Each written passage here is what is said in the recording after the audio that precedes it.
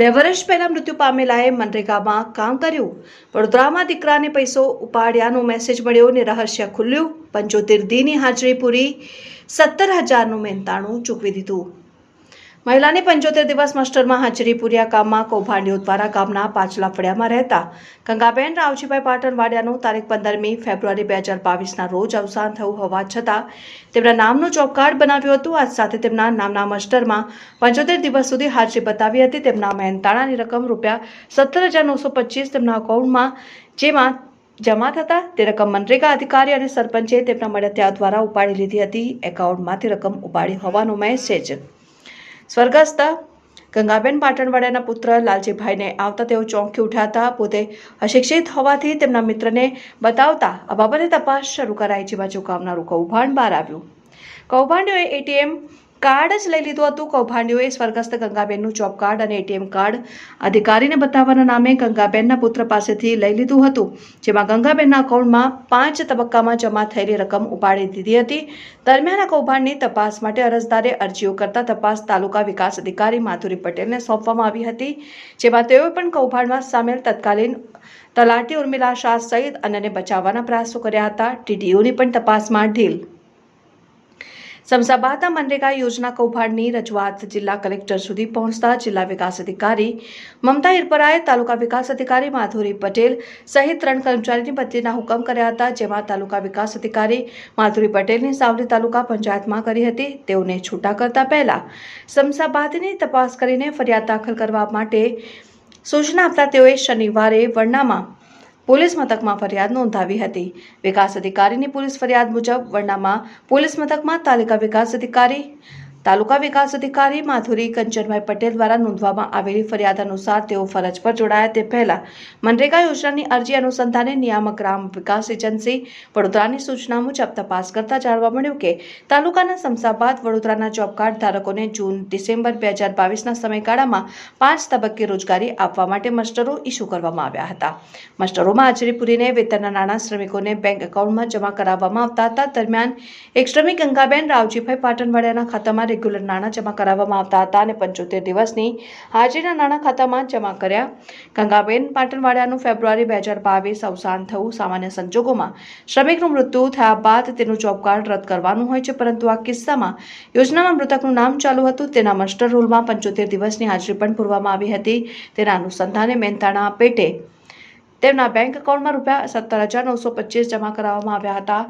સરકારી નાણાંની ઉચાપત દરમિયાન મનરેગા યોજના હેઠળ બેંક ખાતામાં જમા થયેલા વેતનની રકમ વાસણા ભાયલી રોડ ઉપર આવેલા બેંકના એટીએમ મશીનમાંથી ઉપાડી લેવામાં આવી હતી અને સરકારી નાણાંની ઉચાપત કરવામાં આવી હતી. આ મામલે જિલ્લા ગ્રામ વિકાસ એજન્સી વડોદરાને મળેલા લેખિત હુકમ અન્વયે આની પાછળ અજાણ્યા શખ્સની સંડોવણી સપાટી પર આવી હતી.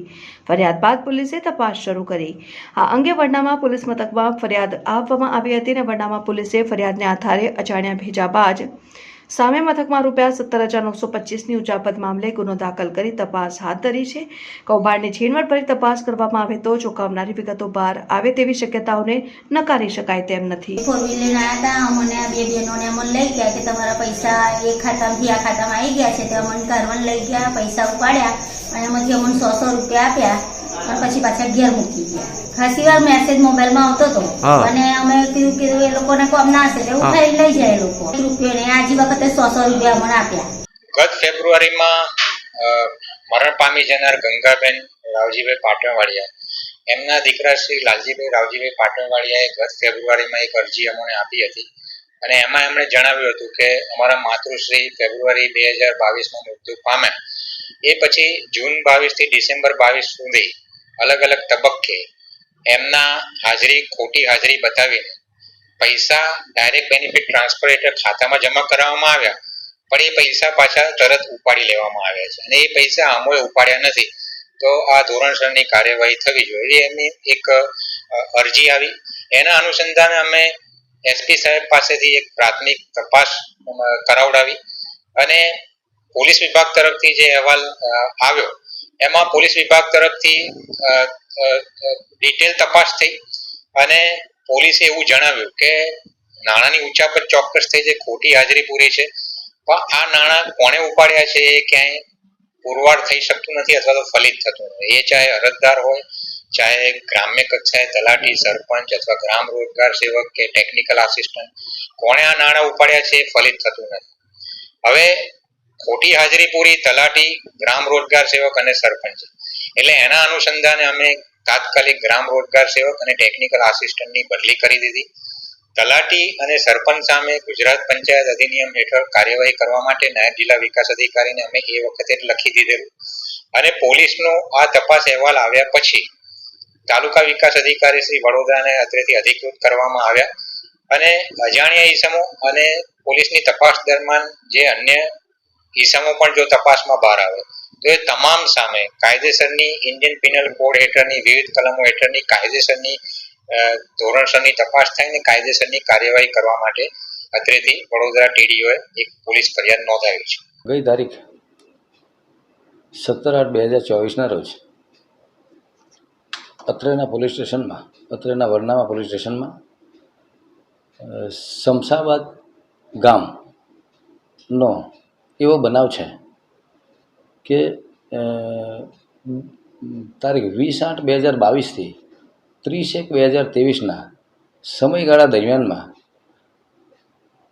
શમશાબાદ ગામના મનરેગા યોજના હેઠળના લાભાર્થી ગંગાબેન રાવજીભાઈ પાટણવાડિયા નાઓ એ આ યોજનામાં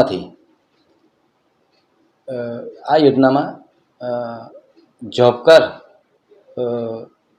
લઈ અને આ યોજનાનો લાભ લીધેલો.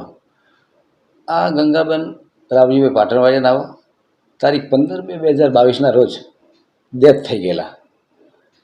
તેમ છતાં પણ તેઓનું જોબ કાર્ડ ચાલુ રહેલું અને તેઓની જોબ કાર્ડ ચાલુ રહેલું અને તેઓની છેલ્લા જે મતલબ આ સમયગાળા દરમિયાન છેલ્લા કમસે કમ 5 મહિનાના સમયગાળાની તેઓની હાજરી કુલ 75 દિવસની ભરવામાં આવેલી અને એ 75 દિવસની હાજરી દરમિયાનના તેઓના મહેનતાણાના મતલબ એ 75 દિવસની હાજરીના કુલ રૂપિયા 17,925